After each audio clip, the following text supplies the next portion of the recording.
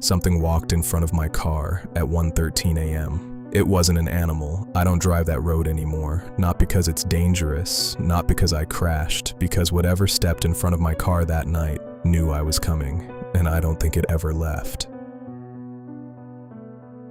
I got off work late, closing shift at a hardware store about 40 minutes from home. By the time I pulled out of the parking lot, it was 1:02 a.m. The highway would have taken longer, so I cut through County Road 12. Everyone uses it during the day. At night, nobody does. It's just a narrow stretch of pavement cutting through miles of woods. No houses, no streetlights, no cell signal. I'd driven it 100 times before sunset, never past midnight. I remember the exact time because my dashboard clock changed right as I turned onto the road. 1:13 a.m. The moment my tires crossed onto the asphalt, the outside world disappeared. Trees closed in overhead. My headlights felt weak, like they were being swallowed instead of lighting the way. I turned my music off without thinking. The silence felt appropriate. For about 3 minutes, nothing happened. No animals, no wind, no other cars, just my engine and darkness pressing against the windows. Then something stepped into the road. Not ran, not darted, stepped. 1 second the lane was empty, the next second it was just there, directly in my headlights, maybe 20 feet ahead. I didn't even have time to process it. I slammed the brakes and jerked the wheel, but thump. The impact was light, too light, like hitting a person-sized object made of wet branches. My car jolted and stopped sideways across the lane. For a second, I just sat there, breathing hard, staring forward. I expected movement, pain sounds, something.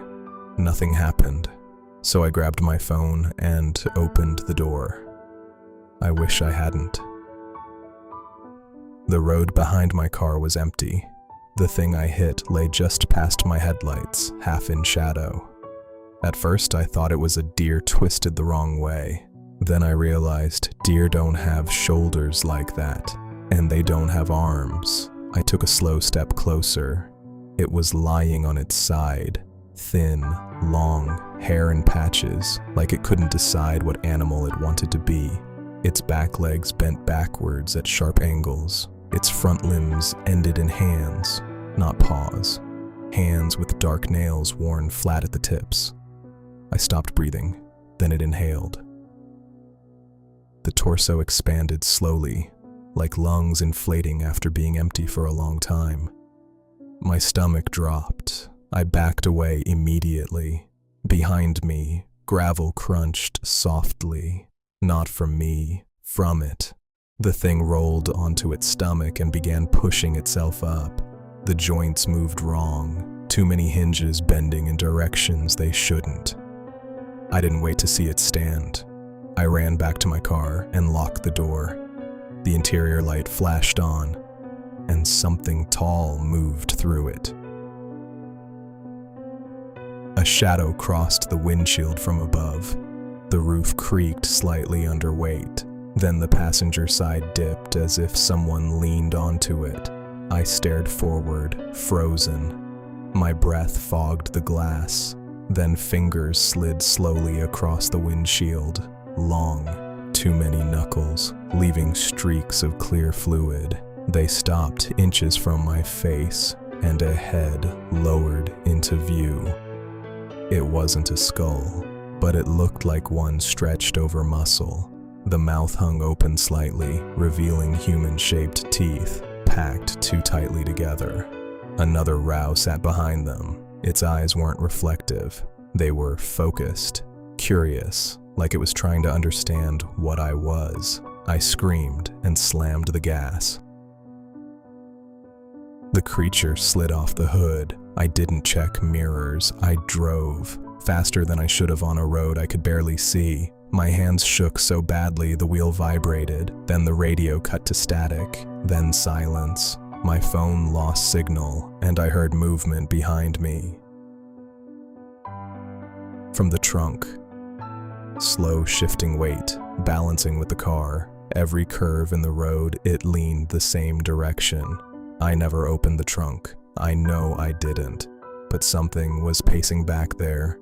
Then the rear seat pressed forward slightly. I felt it through my back. 3 knocks sounded directly behind my head. Slow, intentional. I slammed the brakes and threw the car into reverse. Full throttle, the car screamed backward down the road until... crack.